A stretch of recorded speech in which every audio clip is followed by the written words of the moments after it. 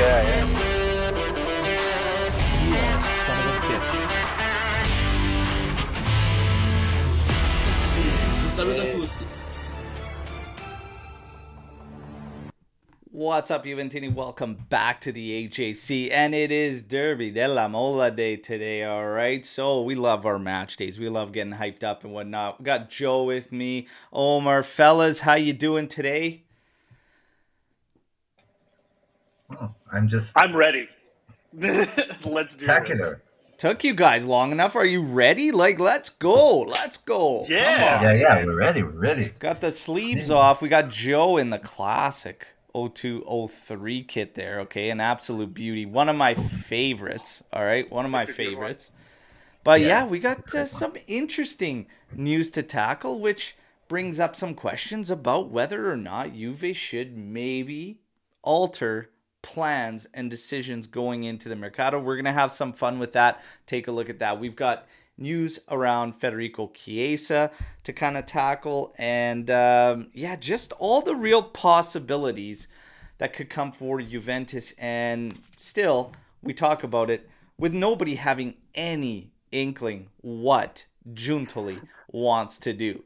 But it's going to be fun nonetheless. And then, of course, we have to take a look at the match today and the key stats around this. Something that you almost don't even factor in. There's a key stat in there you don't even factor in because it doesn't necessarily feel that way. But we will take a look at all that, all right? So, guys, in the chat, we're going to take a second, say what's up, get those likes up for everybody that's in here. Let's go. Let's see what Sal's got cooking here. I hate these games against teams we should walk through.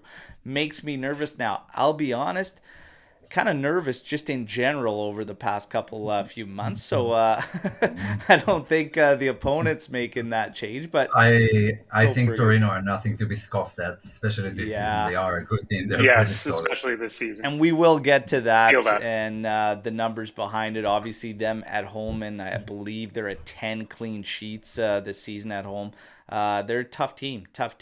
Coming off a loss, though, and they'll be hungry, and they don't need any motivation in these Derby della Molas. Tony Trim, Buongiorno Juventini, game day, let's go. Alex P in here, ciao tutti. Michael Razzo, ciao everyone. And let's see what we got cooking here. And we are going to address one particular rumor out there, but first we got to get to Chiesa, because the news that coming from Skier and everything is that exactly what we've been hearing for quite some time, and that is that it is a 1-year renewal that should be getting finalized, that was agreed upon through this mutual agreement verbally from his agent and the club.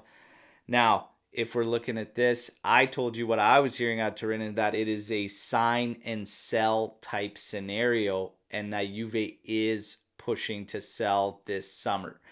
We got to get your guys' thoughts on this. Is now the time to sell them? Yes or no? Could something sway you in making it the time to sell? Where are you guys at on this one? We'll start this one off with Omer. We're talking about Chiesa, right? Then no, just don't sell. Don't sell. I have had a discussion about this with Lou not long ago, and he is right. We are making maybe more excuses for Chiesa than others, but I feel like I want to give it one more shot. It's like in total he was out for like a month, a year and a couple of months maybe. With all the injuries, he was under Pirlo, where the attack was stacked with Kulusevski, Ronaldo, Dybala, Morata, and Rabiot was playing left winger. So that was his time to prove himself. Then 3 years under Allegri, even a couple of months injured, out of possession most of the time in 3-5-2. I want to give it one more shot with a different coach, with different ideas. If it doesn't work with someone else, then fine, it's over. Yeah. But I'm not ready to give up on him yet. All right, not ready. And there's nothing that could sway you. Well, of course there is. Justified price tag, yeah. Well, that's what I'm saying. We've got a Euro tournament coming in. Would it be the right time if his value skyrockets, or would you gamble on him reaching the heights we saw before? No, but And don't be this general. Give me a specific number, and I'll tell you if I agree or not. what do you think he's at right now for a number as things stand for value? I think it's down. I think it's about 40 Yeah. now. So let's say, he hits it, has a strong Euros, whatever, we can pull 60 from it. Do you sell? No, for 60, no. Joe, where are Definitely you not. at with the Chiesa I situation? mean, anything below 80, That's I'm not even talking about. hmm. Is he See, worth 80 million right now? Like, is he He worth could it? He's right now, definitely no. not worth 80 million right Right now. now, no. Definitely not. He could be, but you're always Um, paying for a player. I mean, that's the thing. Do you pay for what you expect players to be, or what they already are? But even if we go back to his best season with us, that's the number we were thinking in our heads over there, 80, 100, whatever. But no offers ever came in at that amount. No, it was a And new signing, and then the it price. feel I it would mean, have it would have felt like one of those tournament deals where guys get overinflated values. I'm hmm. just saying. I think there's an honest discussion to be had there. But Joe, what do you think? I mean, Omer makes a lot of the same points that I've been thinking about, and I'm still not firmly in like one camp or another, like sell or keep him around. It's I guess what I want to avoid is like another sort of Dybala-esque situation where I feel like we end up kicking ourselves, or we let him go. But it doesn't sound like that's gonna happen. Um, but the fact remains that Chiesa has been struggling the last few years under Allegri. I would like to give him the benefit of the doubt with a new manager and see one more season at least, see what he can cook up, have him play in his preferred position, and go from there. And then we can reevaluate. And to me, Al, it sounds like that's kind of the vibe that's going on here. Yeah, so to put it this way, like if as things stand with no renewal, because a renewal would actually make us have a little bit more capital or whatnot, if we sold for let's say 40 million right now, we stand to make what I believe it's like around 10 mil in capital selling him for 40 right now at this moment. That's why I say Sounds right. if you get him up to 60, 65, and all of a sudden you're pulling 35 capital there, then all of a sudden it's a discussion. All of a sudden it's a discussion based on everything we've seen, and a kid like Sule that's coming up that's hot and gunning for a starting spot at a big club. The only thing there is I do tend to lean towards probably back in Chiesa over Sule. And this is why I say it's very, very difficult. I don't think it's an easy situation. And here's the kicker. A 1-year renewal, everybody, puts you in this exact same spot next season. So you get the 1-year bridge gap, and then all of a sudden you're at a summer again where he's going into a final contract year.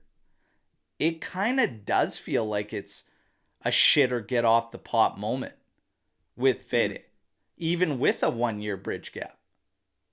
Because if let's say the Euros go so-so, okay? Because you got a questionable Azzurri squad. It's going to be probably, we all agree if they make it into the knockouts, it's going to be a grind. I think we can all agree on that Yep. based on the group they have. Let's say, it goes so-so.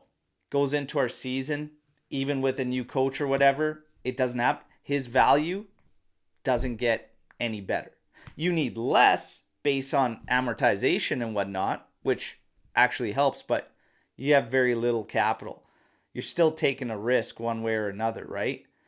But maybe you just want to get that amortization and go there, and try it out again, or you could try to maximize. That's why it's very, very critical, I think, what happens in those Euros. And it's tough too, because if he has a strong Euros, you're like, okay, well, we got to keep him.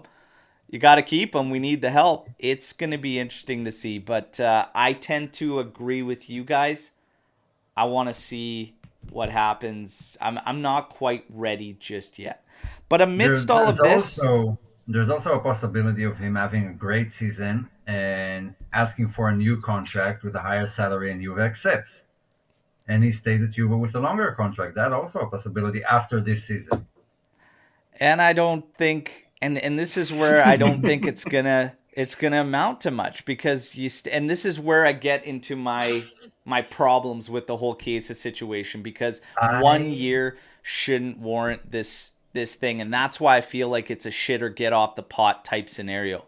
Because I now all smell of a a sudden, what bit. are we doing? Are we getting into a Adrian Rabiot situation where he's had one strong year One out of year's five? 1 year, 1 year, one and year, you, one and you year. want to Yeah. keep pushing this thing, Mhm. and now all of a sudden it's more salary. Well, where the hell were you? Like, I'm done with the excuses. Position, coach, this, Mm, that. It's very, very I'm difficult not. decision. And amidst all of this, there are some rumblings of poor attitude from not just him, a lot of players, a lot of players behind the scenes, and really Juve looking at everything in terms of what's going on there. And he's one on a list of, like, let's put it this way, there was an event organized by Juventus. This event, the players actually get paid, okay, to take part in. They get paid for this event. And the attitude shown by 7 players out of your complete roster, 7 players, was spot on, was bang on. They were top notch. They were class. The rest did not meet that standard, that level. And I do know Juve was looking at it because of the correspondence between representatives from Juventus to the people that I'm in touch with that ran that event. Okay? 7 players with great attitudes, treating right, and they get paid for this, and the rest couldn't care. Set player in question today, head down, blew by, didn't even care. And I know for a fact the team is looking at it because of the correspondence they sent in, and they are making decisions based on that as well. It's becoming this situation. Remember a week ago when we talked about Tottenham's coach and what he said? I don't give a shit if you want to play in Champions League. I want to know if you want to be at Tottenham. It's essentially becoming the same scenario at Juventus, and Juve is starting to look at who actually wants to be here and isn't looking at things. Adrian Rabiot could find himself in the same situation. The fact that he wants to draw things out until the end of the Euros, Juve's probably going to say, forget it. You either want to be here or you don't. And it's very much going to be that scenario. And that's why I say, are there any outside situations or factors that make you look at things differently? The attitude, does that kind of an attitude, could you believe hearing a story like that involving, let's just say, Chiesa in question? Do you think any of that comes through on the pitch that would lead you to Um, believe that story? Not that much, no. I actually complimented Chiesa not long ago here about the way he avoids confrontations on the pitch, and he like tries to stay silent. I actually thought his mentality was good. I don't know what happened at that event, and so I won't make too many judgments on it. But I'm not getting that. I do know from people we talk to who are based in Turin that there is tension, and Chiesa basically doesn't like, not Allegri, but doesn't like working under Allegri, Mm, and it's been like that for a naturally. while. And Mm, that I can actually understand. Okay, there's a mismatch there. It's not to say this guy is good or bad or attitude. It's just sometimes it doesn't work. And so if Allegri stays, don't see Chiesa staying anyway. With a new coach, I don't know, attitude can change very quickly with new coaches, Hmm. and I'm guessing he's not the only one who's I'm just kind of not getting liking to this what he's doing. point where I'm sick of hearing about this coach thing and players. It's like it's got to stop. And if we're gonna like baby these guys to the point of being prima donnas, then I don't want them either. Not just the coach. I don't even want them. What we heard this last summer, all summer going into it with Chiesa and Vlahovic. In the end, it was all bullshit. And in the end, they both stayed. This season, Vlahovic has made big strides in 2024, finally giving us the Vlahovic we've expected and been waiting for, and has done nothing but talk well about Allegri. So is this a Max Chiesa thing or is it a Chiesa thing? It's time to stop with the excuses, in my personal opinion. That's just Um, me. to I me, I don't. mean, it doesn't sound like I guess maybe he could have even just had a bad day during that event. I get it. Possible. These guys are these guys are public figures, so as soon as you become a public figure, there's a certain sort of what's the word I'm looking for? There's a certain sort of mood that you need to be in and set whenever you go into these kinds of events, right? Maybe he could have had an off day. Just from seeing Chiesa like during games and things like that, even his documentary, he doesn't strike me as a guy who just goes around in a bad mood all the time. He strikes me as kind of like a the good boy kind of guy. But who knows? It could have just been a bad day. It really could have been. Yeah, and still, this whole thing around Chiesa, it's a situation. It's a situation Juve, I don't think, can take lightly. I think there's a very, very tough decision to be made there. But let's say you bring in a coach again, and he same old, same old. It's not just Allegri too. Look at the Azzurri. Look at Mm-hmm. Spalletti. Spalletti's called him out saying you've got to be able to do more than one set position. Like you just have to be able to do more. You have to. And you've seen it across the line. And there's comes a point where you have to realize like ballers ball. And if you're only going to succeed one way, you're probably going to find yourself in a certain situation. And it's probably not going to be one favorable. And there's a reason you're not hearing a ton of interest in Federico Chiesa. That's the sad reality, Mm-hmm. everybody. I love the guy. I want him to succeed, but it's where we're at. These guys aren't getting a lot of attention. Not as much attention as I think Chiesa might believe in his mind or his agent is trying to play up because it's just not there. So to ask for more money, more salary, no, no. There's definitely not enough there from his end for me to warrant giving him more salary right now, overall, in terms of attitude and everything. Do I believe it's time to sell him? Well, based on where the team stands currently and our talent pool and everything, I don't think you can do it. I don't think you can do it. Sadly, like if we wanted to, who are you going to pull in? That's going to Sule is this belief that everybody has. I'm not there, but I'm going to talk about a little scenario that we're going to get into. But yeah, with Chiesa, I I do overall believe now's not the time. Could it change? Depends how strong an offer comes in, what we could do on the flip side. I need to hear some names. Okay. Felipe Anderson on a free, Romeo Gresti dropping him in the main 11 going into next season. Yeah. No, no, no, no, no, no, no. No, no, Not no, great. no, no. No, no, no. And we're going to talk about scenarios as Jorginho has come up.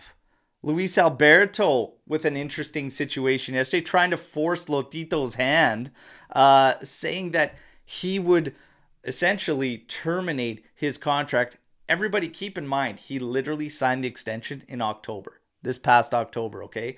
Something has gone down. He wants out, okay? You have Jorginho on a free as well. Over the past several days, I've been having conversations with some people in the AJC Army and just people in general that I'm actually changing my mind and opening myself up to Jorginho. This was before everything went down yesterday with Luis Alberto, which we'll take a look at. But you want to have a zero mercado. So again, to reiterate that for everybody, you want to spend, you want to be equal to or less than what you've sold. You can't do that without utilizing free transfers. If Jorginho didn't renew and became a free, I would actually look at that for multiple reasons and giving us the flexibility, okay, to run a two-man pivot. He could play right in the middle of the midfield. You can move Locatelli over. All of a sudden, you have your money freed up that you would be spending 60 to 70 on Coop Mainers for, okay? And you still have to sell somebody, but now all of a sudden that money is freed up into multiple positions. You could bring a couple mids on top of Jorginho if you really wanted to, but I'd probably settle for one of the less expensive options and maybe bring in a boost in attack. Okay? And maybe go that route. Luis Alberto. We know what happened. There's a serious breakdown there. Lotito. Do you guys expect Lotito to let him go for nothing? No. This guy No. will let him rot on the bench for 4 years until the end of his term in 2027 before terminating that contract. I think we can all agree on that. Yep. Yeah. Yes and no. That's Yes how and no. Lotito works. Oh, okay. So Omer, you think there's a shot that he lets Alberto walk?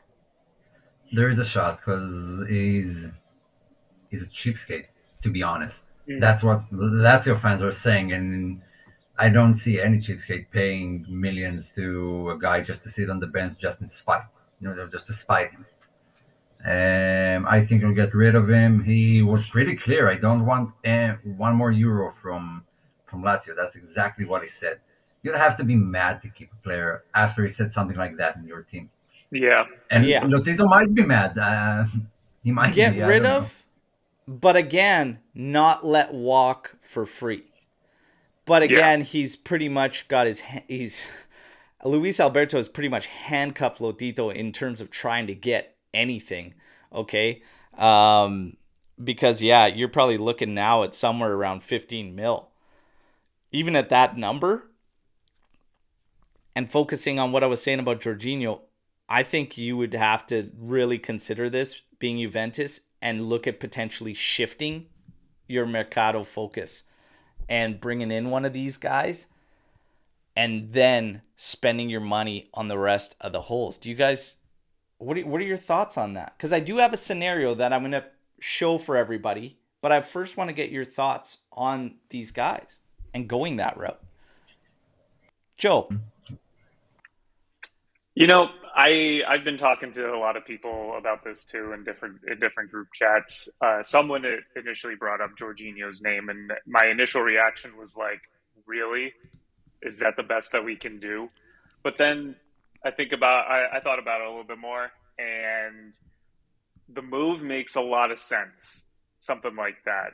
I think that, like all the points that you listed before, Al, the versatility that it would give us in the midfield would be a huge benefit for whichever coach comes in. Gives us a little bit more of experience. Like he has experience in the Champions League, he has Serie A experience, so those are both positives. And I mean, Luis Alberto, the guy has been one of the best attacking midfielders in the league consistently for years, and he's still doing great things at 31 years old. So it's like both of them have their own, respective positives that I think would help this team. I just I don't like the 60 million for Coop Miners idea. I just don't, it's something about that sits wrong with me, even though he's having a great season.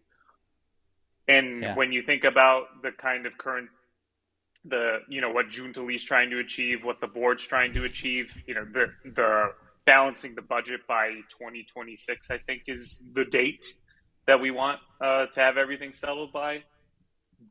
These kinds of moves for, I don't know, would you call these two guys veterans? I guess we could call them that. Oh yeah. For veteran-like players, those are the kind of moves that started our Scudetto winning cycle before. And they were smart, and these moves sound smart to me. So I would be willing to give these a shot, take that risk, than, giving Atalanta 60 million. That's what I would do. Yeah. Yeah. I'm in the same boat with Joe. Something doesn't sit right with me with the 60 million. I still feel like we're getting skinned here by Atalanta if that's the final price. Jorginho, I'm going to be completely honest. I never understood the hype around that guy, not when he was at Napoli, and not at Chelsea, not in Italy, and not in Arsenal. But I'm wrong, okay? Because he obviously played most of his career at top level football, so it's just something wrong with me that I'm not seeing. And to be realistic, that's the best we can do right now. Yeah. I mean, he feels like a player that in 2 years would be another guy who sits on a high salary, underperforms, and we want him out, like Khedira, like Ramsey, like whoever. But just to kickstart this new Juve, maybe he's what we need, and maybe he's the most realistic we can afford to help us just shift things around, like you said, move Locatelli. So I don't get the hype, but it does seem logical and up to our abilities. And Luis Alberto, yeah, yesterday, sign him. Especially if Rabiot leaves, he played on the left side of the midfield three, so that's an immediate replacement to the same position, a classy replacement, in my opinion. And we've talked about the type of characters we need. Yeah, I know some guys don't like him because of the way he acts, but I actually think we are too nice and we need an asshole in there.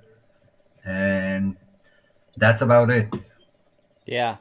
Again, like with Jorginho, the more I think about it, it makes sense. Obviously not a long term, but even if we're talking about salaries, we're cleaning up a lot of salary just naturally. And I'm going to go through a little bit of a scenario, but Jorginho, I think, gives us a lot of flexibility and options. On a 2-year, it would be absolutely fine, in my opinion. And then take that money that you're going to dump in the coop and spread it out, because we do need help. We're going to have to bolster the attack. I mean, if you're sending out Milik and Keane, yeah, you're going to need some help up front there. And the dream of keeping Sule, Chiesa, Vlahovic, all these guys around, it's going to have to fade, you guys, because if you want to bring in any players, you're selling.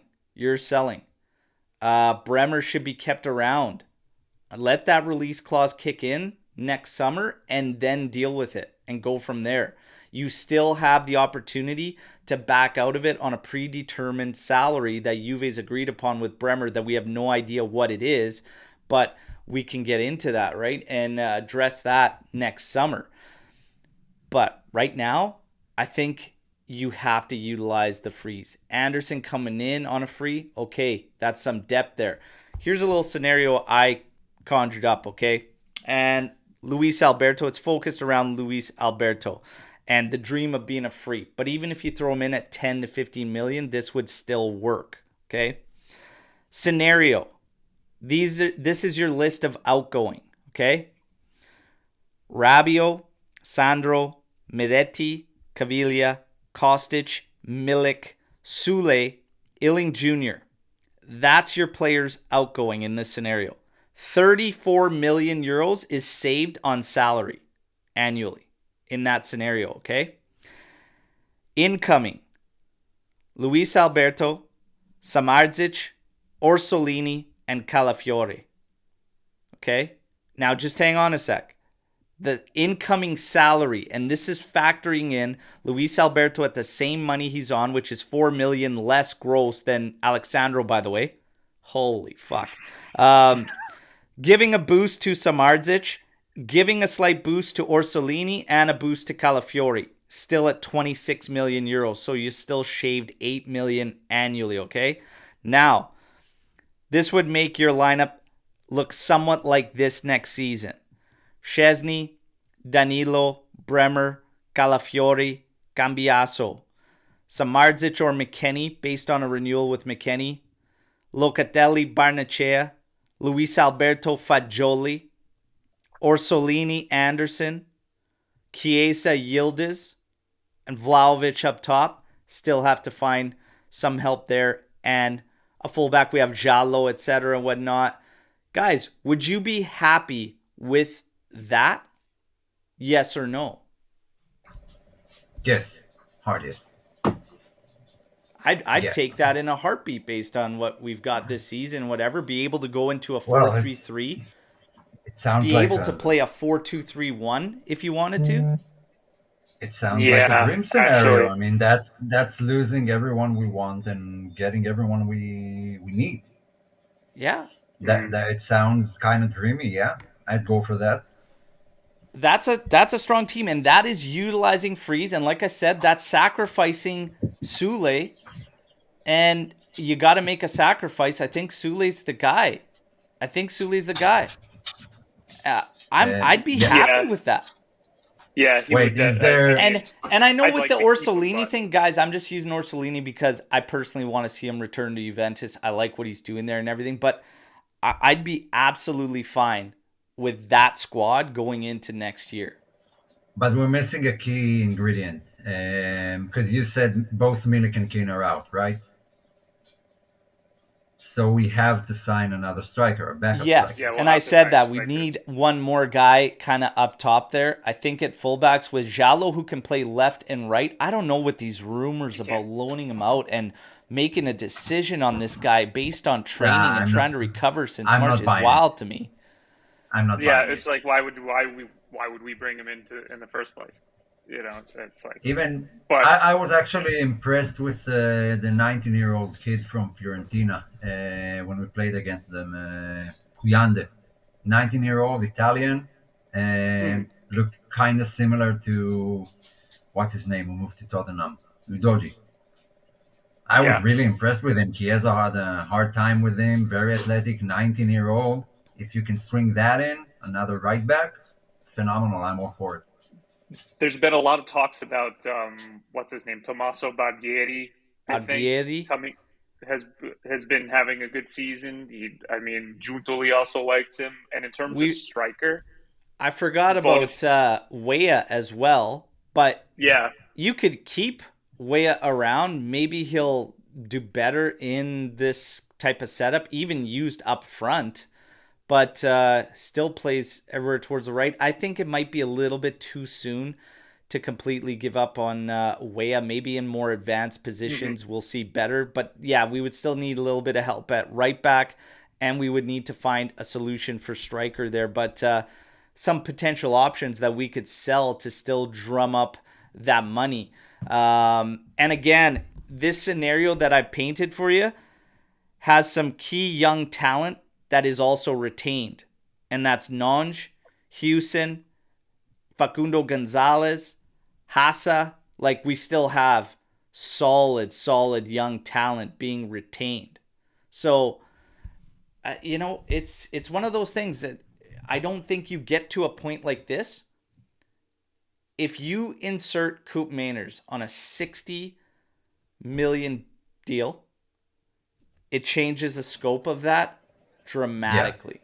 Everything goes Yes. out the window, basically.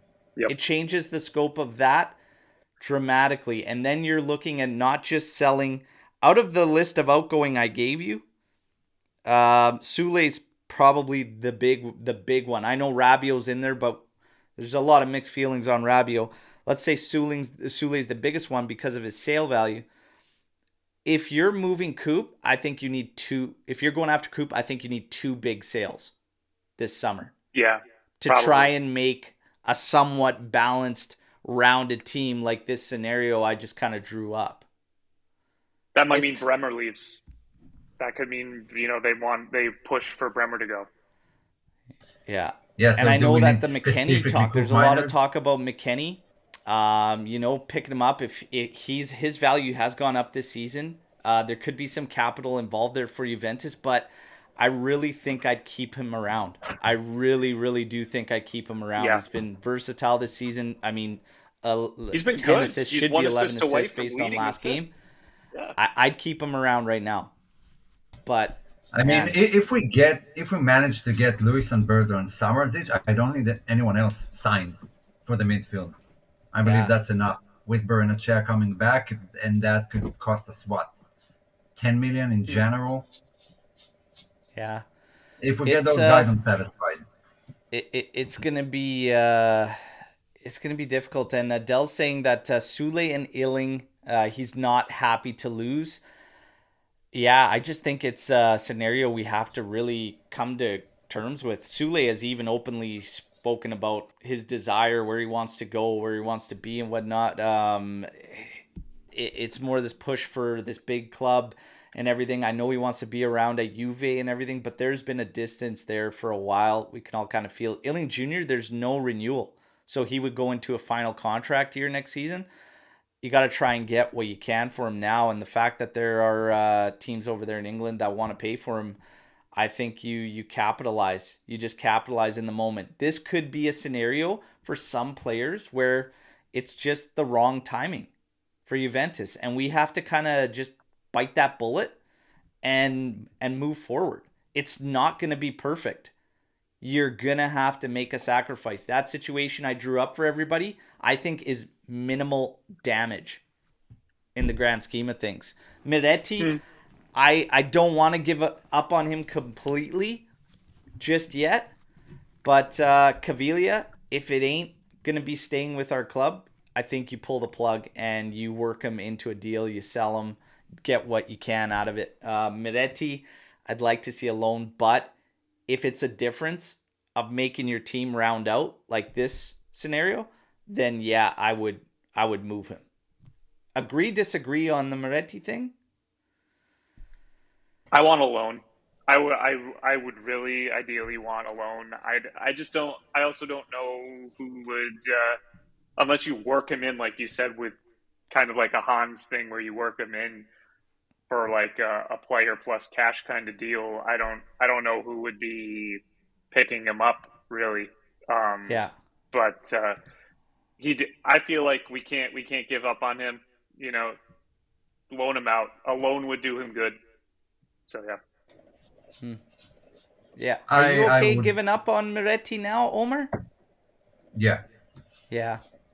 Yeah, look, I agree that he might need one more shot, another chance. I agree with that, and I wouldn't be angry if he stayed and got one more shot. Uh, but I wouldn't get overly worked up if he was so Yeah. like. We've seen a lot from him. He's one of the youngsters who actually got a lot of minutes, A lot. and so far nothing to show for it. One goal. That's in like 2 or 3 assists in 2 seasons from someone who's expected to be a more creative midfielder. And probably not his fault for most of it, but just it doesn't feel hard to let him go. Yeah. For Jolly, would be a lot harder to let go. Yeah, because he actually integrated well and formed our best Yeah, midfield trio last season. And yeah, this season I was really looking for a breakout. I wanted to see a breakout from Fagioli, but obviously we know what ended up going down. So it is what it is. We'll see what happens. But Fagioli's also kind of this forgotten man in the whole scenario of Yeah. looking at this squad next season. And that's why I keep reminding everybody, even when Romeo Agresti put out his 11 for next season, and I said, well, have we forgotten about Fagioli?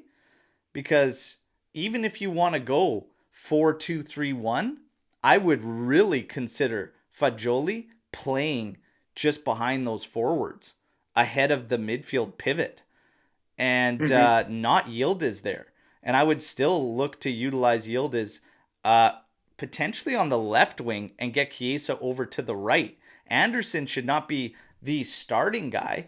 I think Anderson's a great depth piece if we're going to be bringing him in, and the salary won't hurt us or anything. So I'm I'm opening up to some moves that I was previously kind of scoffing at, because when you break it down and look big picture, it makes sense. Giuntoli, his vision, his picture. We got to get into this because, man, Giuntoli's catching strays out there.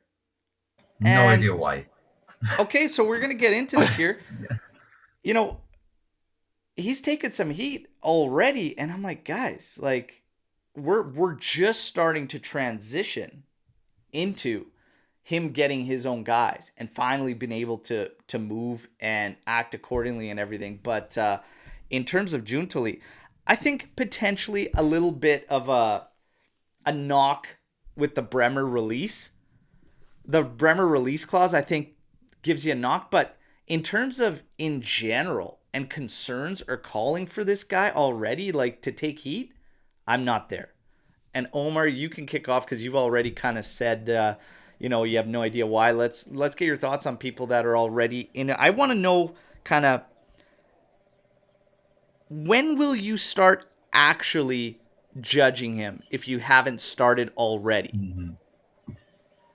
Okay, so I'll start judging after, let's say, well, a lot of it depends on our financials. If we have no money, period, and he had to work out for, like, let's say, till next summer. So he's got four markets, four, no, four markets, yeah, four, and just with no money, and you expect him to rebuild the team. That's not fair playing ground. That's not a fair, just a way to judge him. I wouldn't judge him based on that. He got one of the most difficult scenarios possible. It's not his coach. It's not his players. He had enough to barely sign two guys, and those are not top names. One of them is out on loan. But I mean, what were your expectations when he signed? That he'll fire Allegri immediately, bring in a new coach, and everything changed immediately? If that's what he had done, I would have judged him differently. But he just sort of was like eased in. Okay, come here. There's not a lot to do. Finances, finances. That's all we care about right now. And actually, in that department, I think he's doing quite well, to be honest. Spreading salaries and just not renewing some of the guys who kept getting renewed year after year for some reason.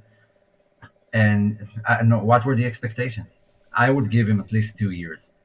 2 years 2 years to before you really, start judging? before I start being really judgmental, like criticizing if it doesn't go well. But right now, there's nothing in this team that is his. It's all from the previous management. Yeah. Why is he the one being condemned for it? Hmm. Hmm. Now, Apex saying he is going to start judgment on Giuntoli this summer. Um, Dom saying, I think Giuntoli can only take heat if we don't end up in Champions League and he didn't pull the trigger on Max. Other than that, I have no issues at this moment. Okay. LJJ saying Giuntoli hasn't even begun yet. Joe, when will you start judging Giuntoli if you haven't already? I mean, I would give a timeline similar to like what Omer's saying. Maybe not 2 years, but I'd probably give him like a letter grade come January of 2025. See where we're at then. Um, not everything's gonna get fixed in one summer mercato.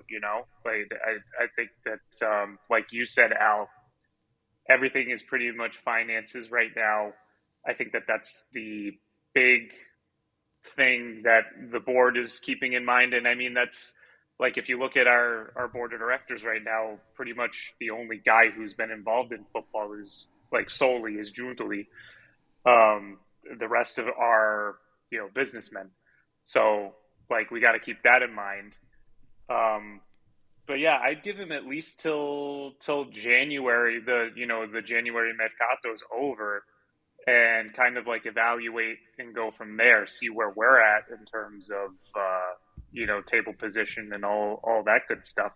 But like to lay all of this at the feet of Giuntoli right now, that's a bit of an unfair assessment. And like also he's also not the only guy who has the say in whether to fire Allegri or not. So we have to keep that in mind as well. Like that would not be just him doing that. Like that is a board of directors kind of decision. He doesn't have the sole power in that aspect.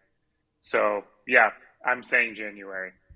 This is very interesting to So get the really mixed feelings, especially looking at the comments coming from the live chat. Apex coming in. We can't keep handing out free passes to players, management, etc., and hiding behind excuses. Eventually, people need to be held accountable if we hope to be a winning Juventus. Because at the end of the day, all these people are currently being paid by Juventus. RB Comps agreeing okay, with Omer that what you can do, you're limited when the financials aren't there. But for me, it's going to be, my answer might be a little bit boring to some or most, whatnot. But this is how I look at it. The second I am really going to dig in, because I do believe there's a knock there against Giuntoli with the Bremer release clause. That's a knock, in 100%. my opinion. Yep. However, I'm not going to actually begin judging until I actually know what his vision is. I need to know, number one, what his vision is, and I need to see his people put in place. So whether that be Max remaining or it's moving to Motta or another coach, I need to wait until he gets his pieces that he has brought in to actually fully, completely judge Giuntoli. I so need to see question. that, because right now we're working off a perception of what his vision is based on rumors. So I Yeah. need to actually get the clarity, and it's going to take a presser probably once some decisions come down. But until he gets, his team coming in working with him, until he gets his manager, whether that's committing to the current or bringing in a new one, until he works, even if he's hindered financially, it's still your job to make this club as competitive as possible through any and all scenarios. So until that kind of happens, and I'm going to say that we're probably not going to see that this completely this summer, it's probably going to be one beyond. And at that point, especially when we gain this financial correction and we are moving forward properly and it is completely cleaned up, that's when I'm really going to get stuck in on Giuntoli. Yeah, so I have two questions. So first of all, what are the charges that those who criticize him, what are they saying? What are the reasons for the critique he gets? I'm going to be quite And honest. A lot of it seems to be just the rumor mill, because they don't like the targets. They're not big enough. And I think a lot of them are not factoring in, we need to comply with FFP. And it's just not, there's a big difference. I've been saying this a lot too, between what we want and what we can have. Two so completely different things in what Yeah. Giuntoli's trying to work with, right? yeah, so basically there are no charges. The charges are based on rumors Charges from are newspapers. what's going on with Max Allegri right now, Gleison Bremer's release clause, and the handling of one of your top assets, the top asset. Okay. And I've seen a lot, yeah, make Juve great again. I mean, that's what we all want. But I need something more specific than a slogan. It's like a politician saying, I'm going to fix the economy. And you don't vote for him based on that. You want to know how he's going to fix the economy. So I agree, make Juve great again, but how? What would you have done differently than what Giuntoli has done up until now with no money? Yeah, I mean, up until this point, nothing, but he hasn't even really got into it Yeah, nothing. right yet. Yeah, This I has been a agree. cleanup That's why I job. can criticize him. This has been a cleanup job, number one. But I do agree with Apex's point here. I think even with a limited budget, we should be able to compete in Serie A. So you got to get it done at home first and then continue to build off that. So we'll see. Interesting summer lies ahead for Juventus. I want to ask a spin-off from this question with Giuntoli and when we should get stuck in and start judging him. A reminder to everybody that's with us, get those likes up, okay? So hit that like button. Let's go, and subscribe if you haven't already. Share the content. Let's go. Keep showing the love. New coach. What kind of time frame is the new coach given? If we make a coaching change, assuming that all the rumors we're hearing are true and it is heading that way, what kind of time frame does a new coach get before we get Minimum of 2 summers. Because fine, the first one, he gets some of the players he wants. He gets to estimate throughout the season the players he already has. And then in the next summer, he can fix what he wants with the help of the management. Then I can say, okay, this is now his team, and judge him by that. Yeah. So RB Comp's agreeing with you. 2 years. 2 years. LJJ half a season. Short leash there. All right. Yeah. Aggressive, I mean, brother. Come on, we're not Joe. Chelsea. We're not Chelsea. Where are you at, Joe? If you go by the way some of this fan base goes, yeah, that sounds par for the course on that one. Half a season, but Till September. yeah, right. Like 2 weeks. Yeah. So it's like Seems like enough time. no, I think 2 years is plenty to kind of set the bar for a new coach. Unless we have a complete disaster and we're sitting in like 12th place come January, then that might need a little bit of evaluating. But yeah, 2 years. I think that's enough for any kind of coach coming in, really. So Dell's saying I think 2 that- years, depending on whether progress is seen or not. And there's always these outlying scenarios. And the reason I wanted to ask this question has a lot to do with the form we've had in the 9 games prior to that victory against Fiorentina. Let's say a new coach comes in here. He gets 7 points out of 9 games to kick things off. You still ride him out for 2 years? You sack him immediately? Like, no, that is not good. No, we would really need to evaluate at that point. Like, immediately. if we're starting off the season that way, absolutely. I mean, look if at the things concern go- on Joe's eyes. Look, just absolutely. I love that. Seriously, though, Traumatized. it's just like that would be So the terrible. reason I brought this up was because I was having a discussion with friend of the channel. We all know Georg, who's fantastic. Hasn't been able to make the lives a lot, but still interacts a ton through Twitter.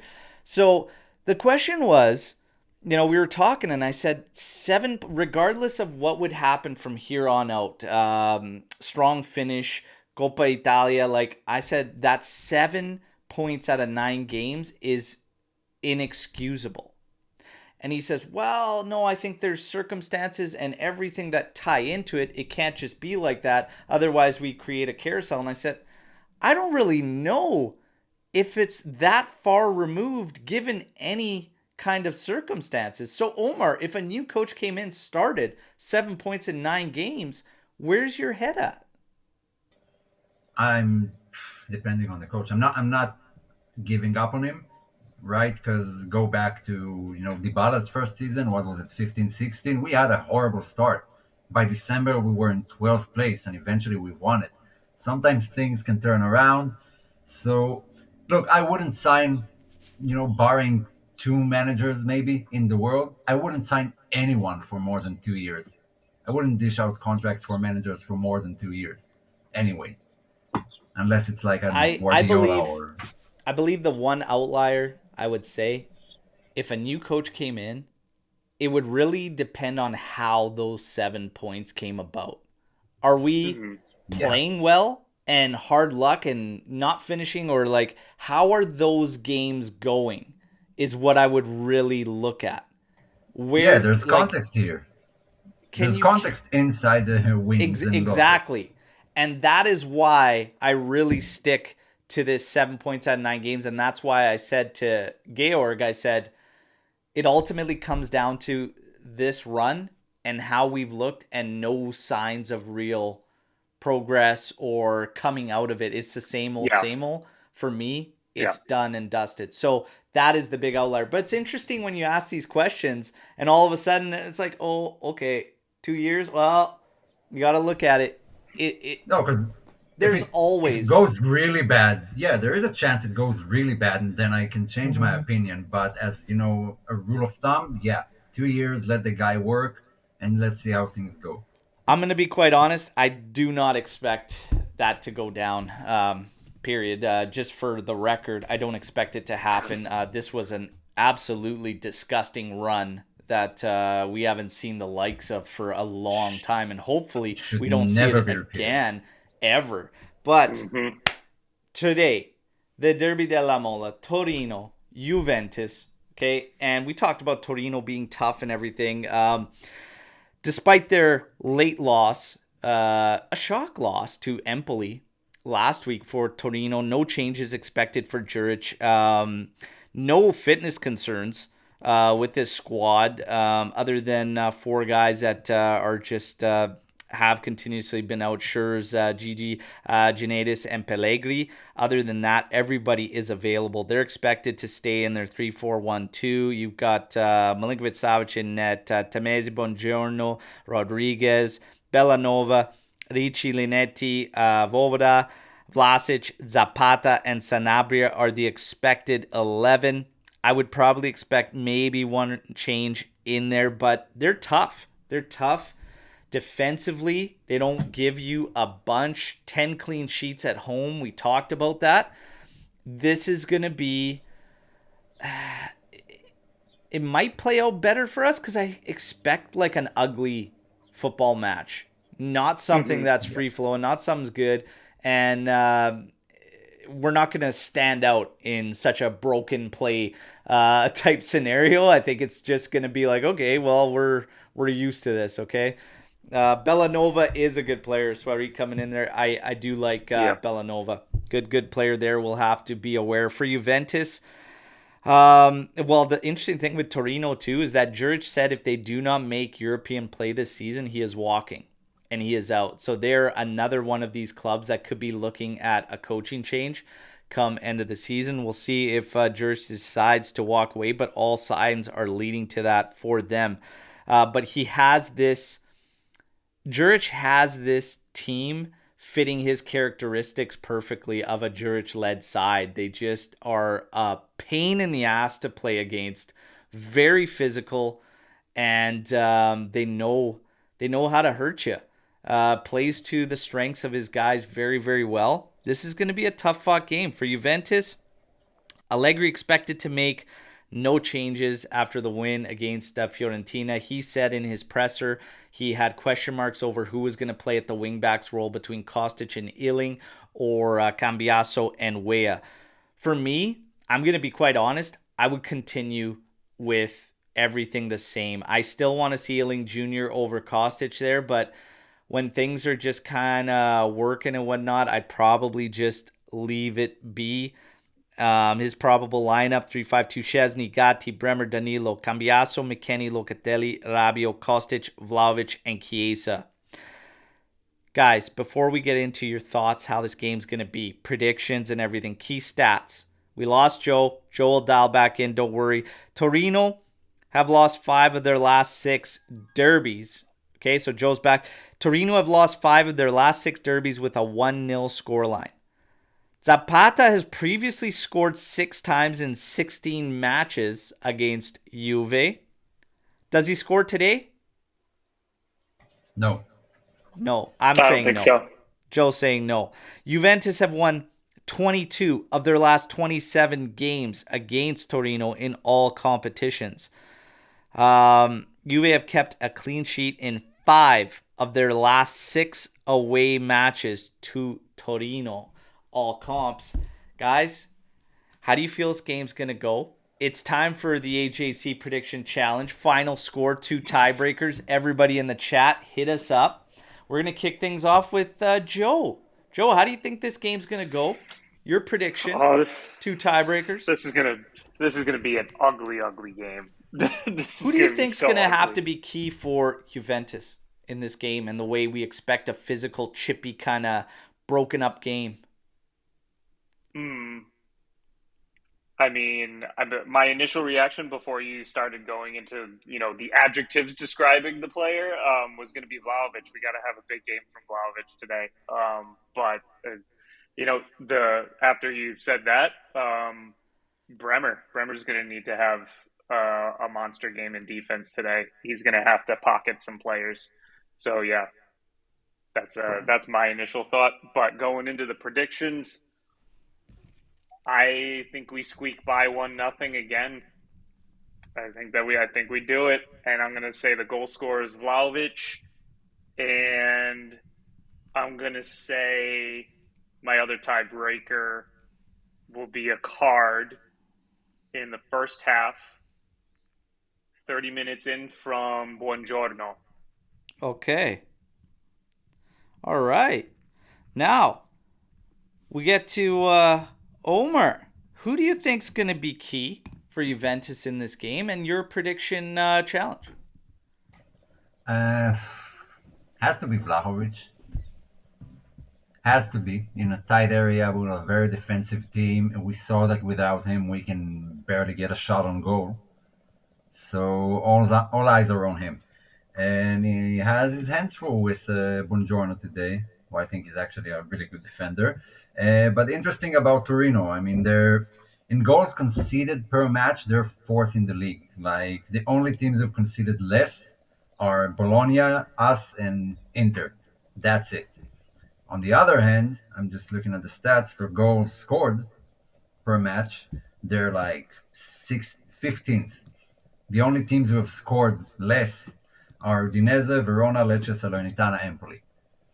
The rest of Serie A has scored more. So they're right where they should be, I believe. They're ninth right now. Very good at not conceding, not very good at scoring. So this should be a game we should dominate possession for most of the time and get a lot of balls in. And that's why my eyes are on Vlahovic. My guess is a 2-0 win for Juve. I think the first goal comes in the first half, and then the second one will be very late in the game, where Torino will try to push forward to get a draw. And I'm sticking to McKennie. I want the guy to score. I'm sticking with him. He gets one goal, and hopefully Vlahovic gets the other one. All but right. eyes are on Chiesa like always. Now, I'm going to say, so Tony's going in 2-0, Juve, DV9 and Bremer goals, 4 yellow cards total. We got Razzo coming in here. I love Michael Razzo's predictions. 2-0 Fede and Dusan goals, both come in second half. Grimy game, hard-fought win. 6 yellows, 1 controversial call. Juve with 4 corners in the first half. 1 camera shot of Chiara Fratesi in a bikini. All right, so there you go. Always good. Always solid with the predictions there, Rasso. I don't know about your prop bet there with Chiara Fratesi there, but good on you, Wes. And as always, they to Inter. Now, we got, for me, the key player is going to be key players, and it's going to be the midfield.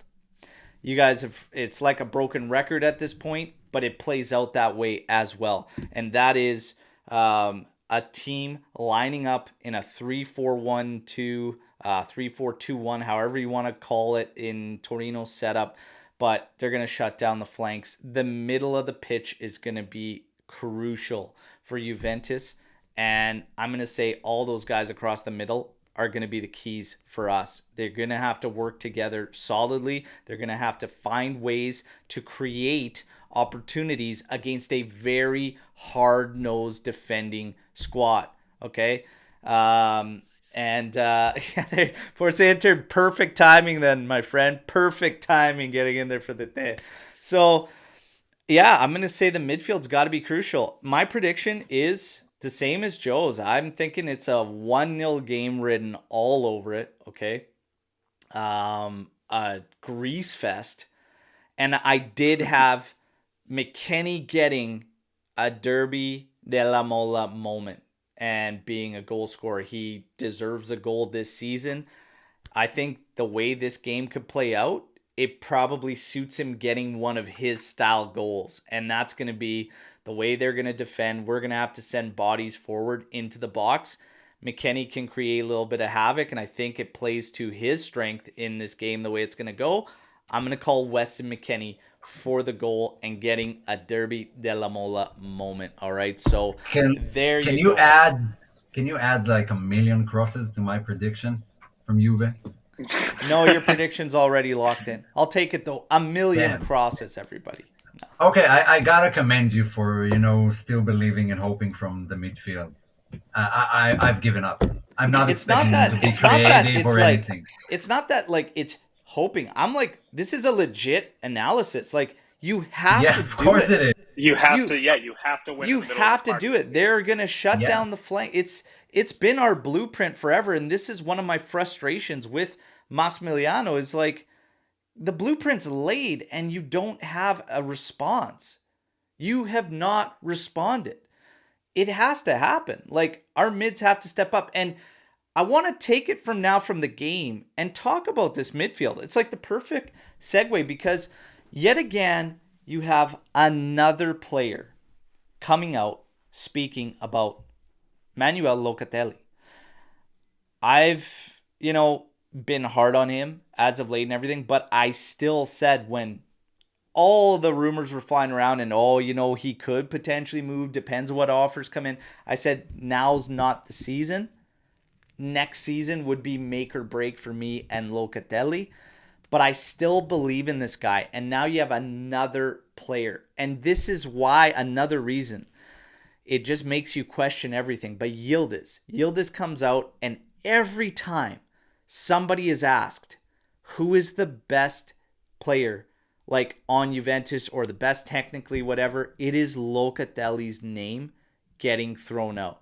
And Yildiz said immediately, he goes, if we're speaking technically, he goes, Manuel Locatelli, hands down.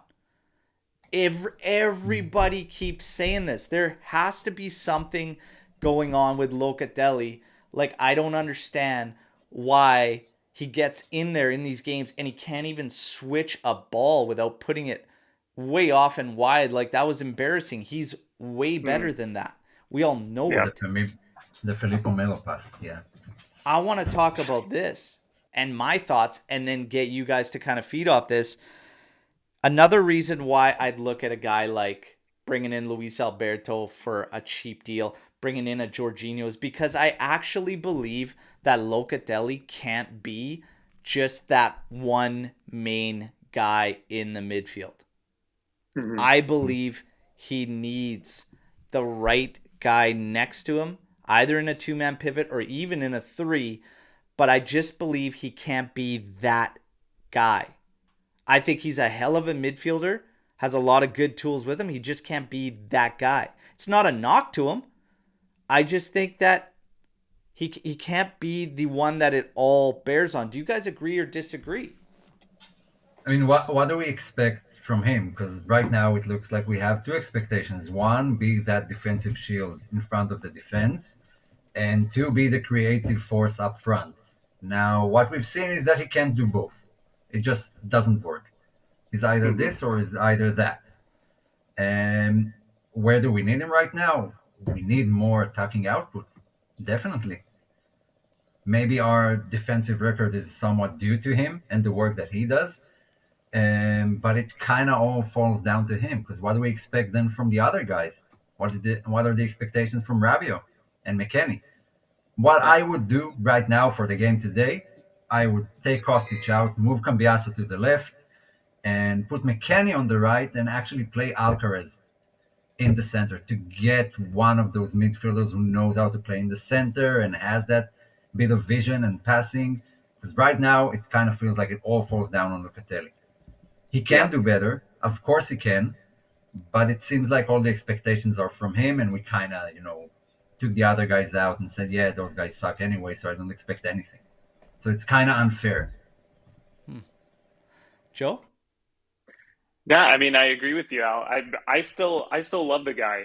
Um, I think that he he's one of those players that I feel like has taken a lot of criticism this season, and some of it is warranted. Like even you mentioned it, like I don't remember if it was last game or the game before that. He just that wayward pass kind of sums up a majority of what we've seen this season.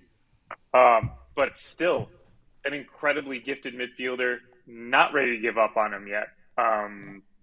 I just don't. I agree with you wholeheartedly. Everything is expected to flow through him, and I don't think that he's that guy. And I hate to also keep beating on like the Euro 2020 drum, but if you look how he was played in that system with that team, he wasn't he wasn't that guy. Yeah. He had Verratti and he had Jorginho there with him Yeah. to, someone to like mop up and someone to pass.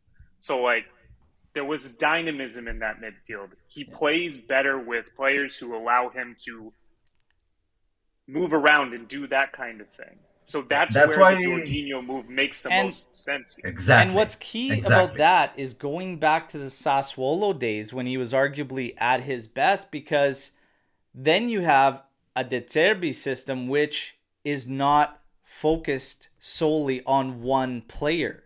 It is the group, and it is all of that. So that's where we go. That's where we go with it. So I think he just can't be that guy. I think it really, And really depends on the unit with Locatelli. I really yeah, do. and I like what Omer said because if you even look at his numbers, but going throughout the season, he's got the defensive capabilities, but he didn't have the offense. Like we're expecting him to do both, and he clearly can't do that. So it's like, what do we do here? Like, how do we help this player out? And Yeah, what do Allegri we want only from him? seems to have one solution for that, and it's to keep playing him in the same position over and over again. Yeah. So it's like, Now, we got to get a couple things out of the way. Number one, Dragons 8. Thank you very much. Welcome to the AJC Army. One of the ways to support the channel, obviously, signing up through memberships, which has to be done through desktop. Okay, can't do it on the mobile. Now, you qualify, obviously, to join, and all the other members, because we've had Rick Owsey. You'll see him come in here. Ricardo from JCD Melbourne, gifting so many. You guys qualify for the private group chat, all right, with the team and other members in the AJC Army. So just reach out to us on any of our socials. Let's plug you in to the private chat, all right? The other ways to support, obviously, merch store. And, of course, just sharing the content is amazing, okay, you guys? Now, another little piece of business. Oh, FFF, come on, guys. We need events to lose match. I need a good laugh again. Well, just walk over to a mirror. Good thing your profile, the calculator again. Calculate how many times this comes up for you. There, there, there, there, there, there. Okay? There you go. Have a great weekend. Now, Storm the Barn. We got to get into Storm the Barn. Have we seen Chiesa's ceiling? 100% no for me. No. Okay. Joe? I think he can do a lot better.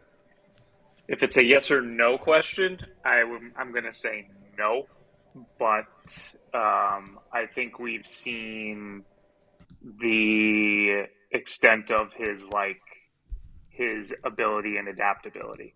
So yeah,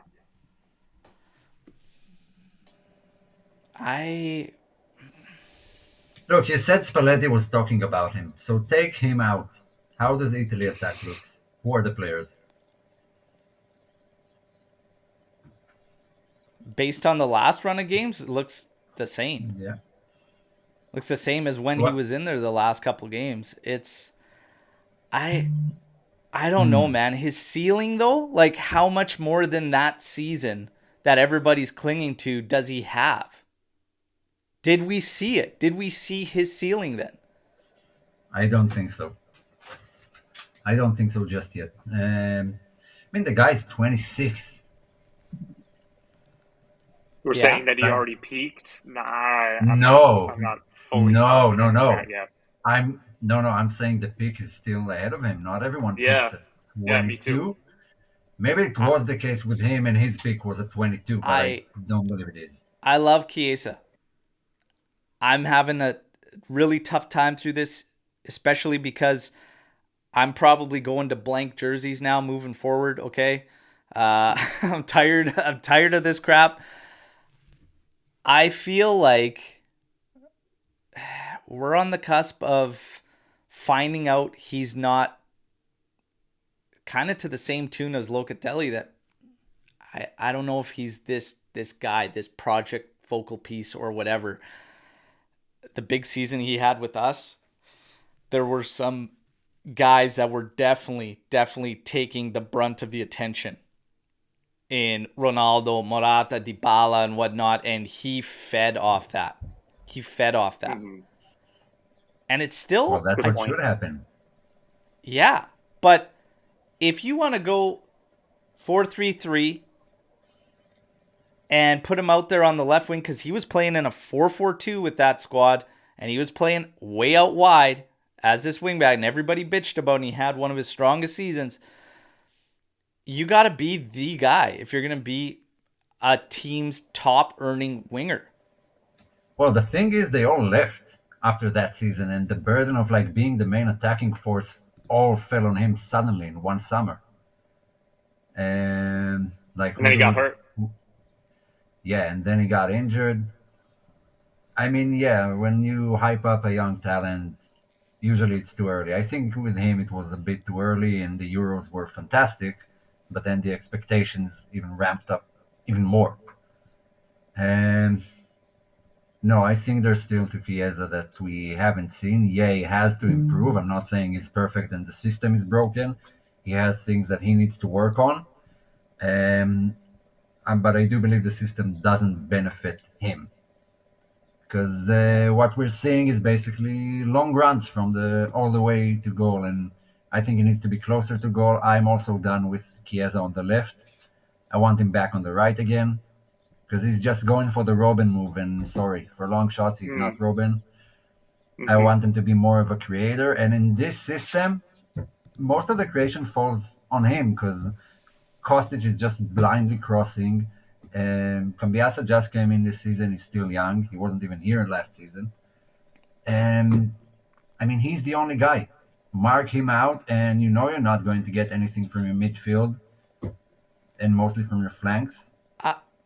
I'm holding out hope that, when we see Cambiaso making a pass like that just breaks the game wide open with Lazio there, and Chiesa's able to stay tight there to the last line and find that gap and then score. I still believe like we're working with a inefficient midfield, a Mm-hmm. very inefficient midfield, and it changes everything. And the Yeah. distribution, that one pass is so symbolic in a lot of what Juventus does, because we ask the question, Cambiaso's not on that ball. Who the hell finds Chiesa and sends him when he's done his job of finding the hole? Nobody. Nobody. No. Nobody Right now, across that nobody. middle. I believe Locatelli would attempt it. Does he hit it? Well, based on what we've seen out of him, maybe not. But that's a big thing with our forwards. And we've seen Chiesa, to talk on Aldo's point there, I agree with him saying Chiesa needs to start playing smarter, not harder. But it's also frustrating and difficult because he's had to drop back so much and collect the ball rather than be able to push these guys on the back line and get these balls in these advantageous scenarios for him where he can run at defenders, take them on. It's one of those things. It's one of those things. But as far as his ceiling, I actually think we've seen pretty close to it in that season. I believe that's kind of, yeah. But I would take that all day, every day, year in, year out. I would take that if we could get him back So to what would you consider, statistics wise, a good season for Fede? Fede should be in the 12 to 15 goal range. Like Okay. he should be in the 12 to 15 goal range for sure. No, And let's creating talk GA. assists. Let's talk goals and assists. Like what, 20 in total? I'm just Between asking. I goals have and no answer. assists? Between goals and Yeah. assists, probably. Oh yeah, for sure. Like probably Okay. even I'd argue maybe a bit more depending on what we're Okay. doing with him and how we're using him. But like he should be between 12 and 15 goals, and I'd say somewhere around 8-9 assists.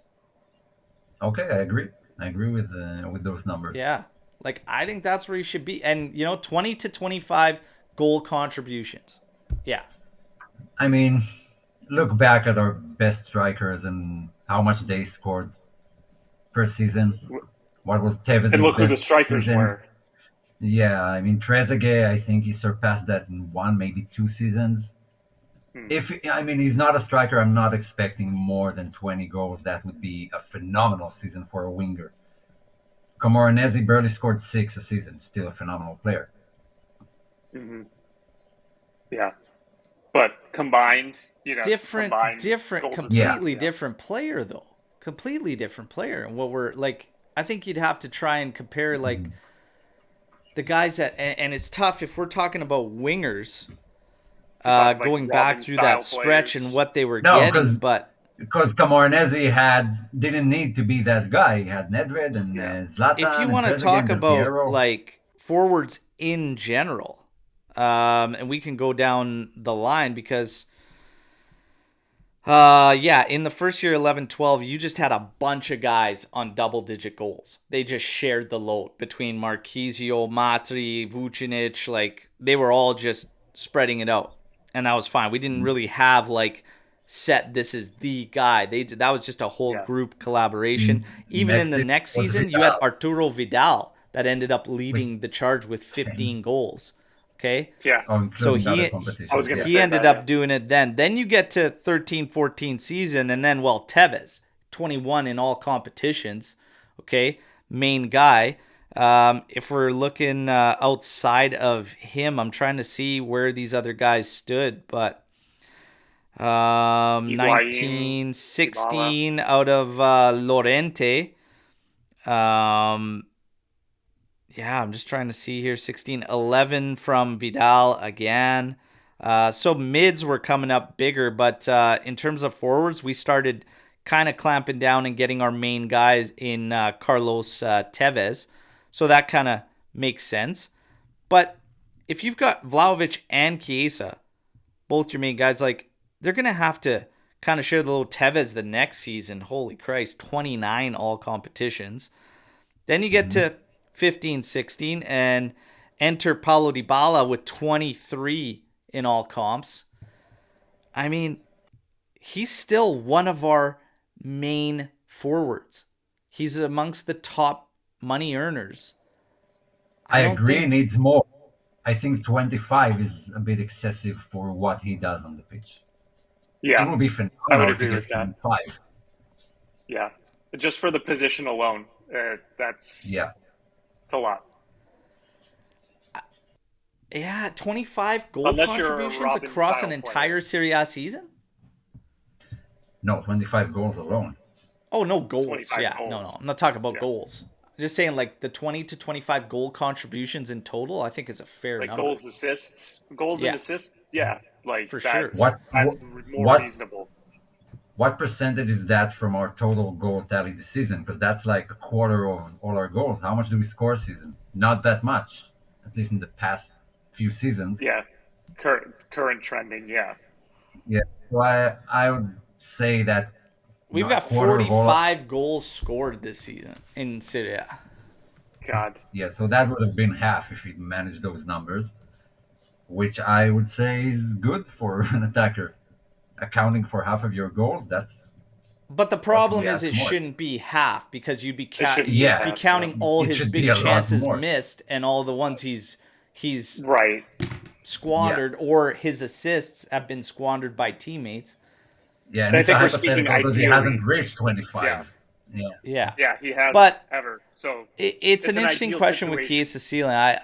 I think we may have seen it. Everybody's got their own thoughts, but we are going to keep it moving. We got time for I think a couple more. Sorry, if we can get Jorginho on a free and Luis Alberto for 10 to 12 million, would you still spend 60 for Coop? No. No, 100%. No, I would take that 60 and spread that out, man, for sure. But there are talks that if you pick up Alberto on a cheap, like, why not still go after Coop? But for me, that defeats the purpose of what you benefit from picking up one of these guys like Jorginho or Alberto. That's literally counterproductive to the gain of doing that. It just I doesn't would argue really this make is. sense. I'd argue that you just signed your starting midfield. Yeah, Yeah, Jorginho, Cook, Yeah, Summerzic, or Alberto. Everyone goes back to the bench. but yeah, exactly. there you All go. the rest. Yeah.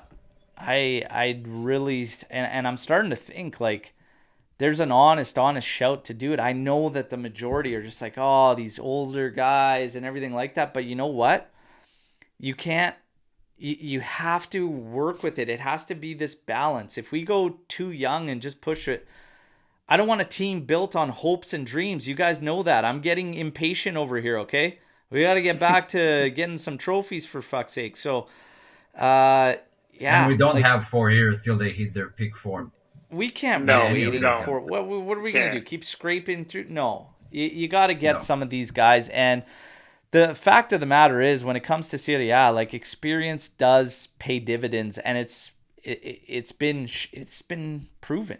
It's shown. You will get like maybe some one-offs here and there, but I don't think so. It's more if other teams kind of choke. look Um, at. I mean, look at Mkhitaryan and what's his name, the Turkish guy, Çalhanoğlu. Those yeah, are the best midfielders at Inter, not anyone else. yeah. And those were like free signings that came out of nowhere and no one expected them. But the experience does Would matter. you loan out Meretti 1 year and try Alcaraz on loan for another year? Absolutely. Absolutely. I would definitely try Alcaraz for a season. Yeah, I want to see more from him. He does look like he has Yeah. something in him that we Yeah. haven't seen yet. Mm, Joe? yeah, I mean, I'd loan out Miretti. I'm still not 100% sold on Alcaraz, so but if this is the situation, sure, why not? Huh. All right. All right. Last one. Dybala, with all his injuries, has 20 goal contributions per season, no matter the coach or system. In hindsight, how would you rate the decision of not renewing him? Hmm. Oh, Well, since we've seen a lot of injuries for Juve, I would assume he'd get injured. I mean, it wasn't mainly a Dybala problem with the injuries; it was a full roster problem.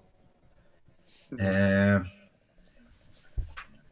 in hindsight, yeah, it's easy to say, but at the time, I've had enough of these contract talks that went on for like 2 years, and it was just juvenile the way they handled it from both ends. So yeah, at the time, I just wanted it to be over. Maybe we possibly would have done better with Dybala the way we play right now, but I don't have any guarantee that he would have been available for 30, 28 games a season. Mm. Joe? I I can see that. I mean, I feel like we've also been making a lot of the same sorts of excuses with Chiesa at points this season. Um, Mostly, it was the like Omer said, it was the contract talks that left such a shitty image and bad taste in my mouth. Um, so, but if you look at even this season, it's like I think it's something like every 70, 80 minutes, he's got a goal or an assist. That's what he gives you. That's the kind of player that he is. So it just wasn't great. It was not great the way everything went down. I really honestly don't think that he wanted to leave. I think it was a combination of the Juve management at the time and his agent that just totally screwed the pooch here. So, hindsight, I think that we would have done a lot better with Dybala than without him. So, I think for me, it was a decision I would have made. His representation is beyond piss poor. It was a joke. You simply, I never got the vibes that he put out and the words he spoke about Juventus and crying at the farewell and everything.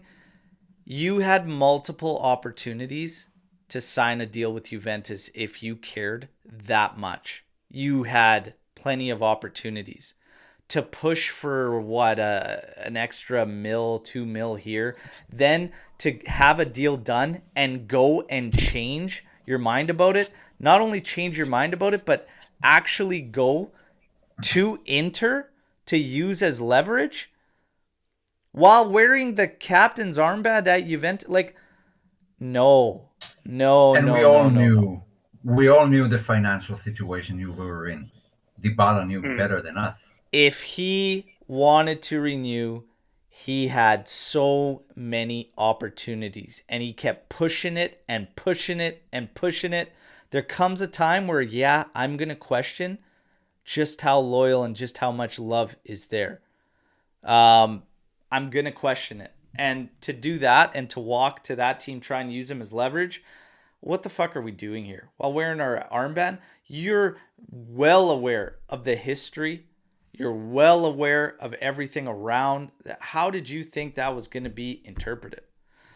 It's a no. It's a no in terms of regretting. On the pitch, I think there's a little bit of regret, but Dybala did not do anything good on his accord. And he was offered top 25 player money at one point throughout the whole process, which drug on year in, year out. And he wasn't even in that top 25, arguably, at that time. I put him in there, but not a lot of people did. He should have accepted. So I don't look back to it as ultimately any type of regret. If Chiesa wasn't Italian, would we be as patient as we are?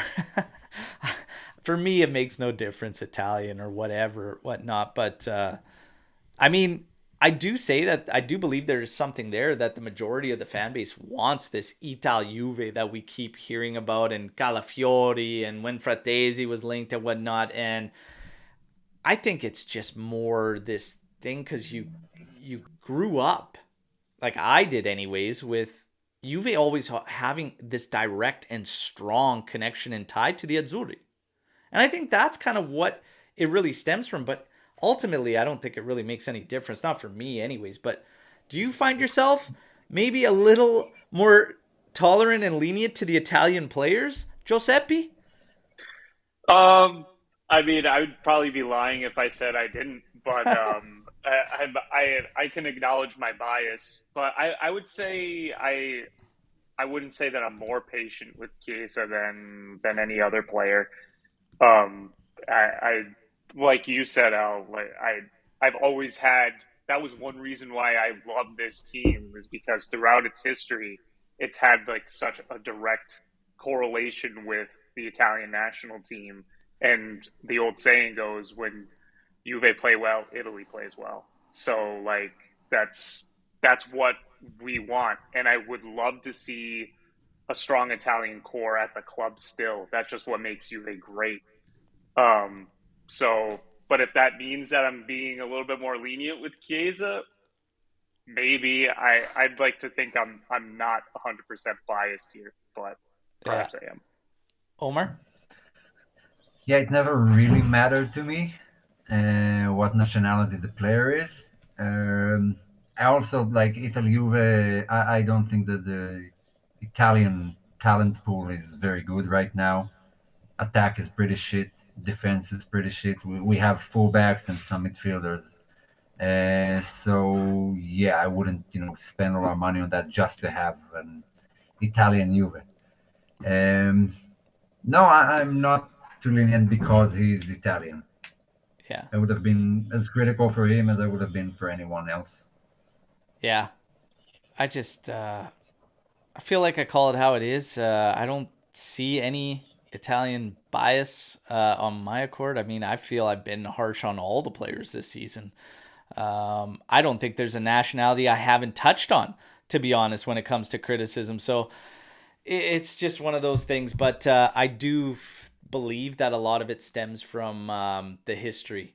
and the links and whatnot. And we've been seeing some Azzurri squads, even that Euros was Bonucci and Chiellini, really, Chiesa, Locatelli, a little bit of parts of it, whatnot. But we like seeing that. And usually it means that that's a strong Juventus side. So people automatically seem to associate that, hey, when Juve does well, the Azzurri do well, and it's this kind of thing that you got to do it. But I think it just came down to the men that were around and the pool, like Omer said.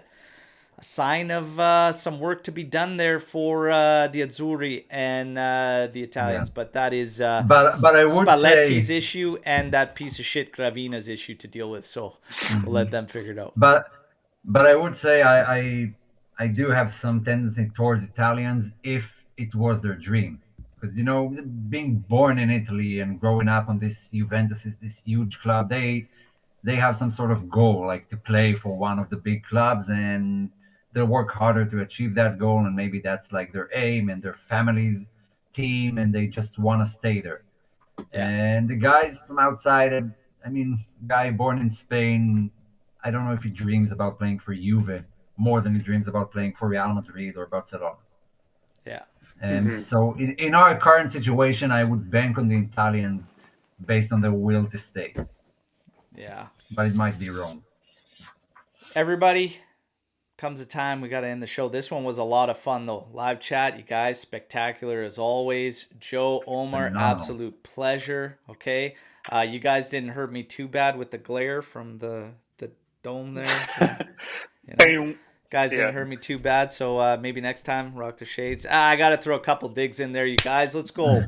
Let's go. The matches have been lackluster, we need a little, maybe we get a Toro moment there, the derby there. Let's see what goes down today. Watch along is in effect, everybody. Okay, hope to see you all there. Let's take in and share the reactions together, and there will be another live post-match call-in show. Okay, so good response on the first one. Let's keep it going and chat about this game. Hopefully, it's a victory that we can talk about, okay? So thank you guys. As always, drop a like on your way out. If you choose to share the content, we appreciate it, all right? Fino alla fine. Forza Juventus. Ciao tutti. We'll reconvene in about an hour and 10 minutes, okay? And then we're going to get ready for kickoff. Take care, everybody. Talk real soon. Ciao. Yeah.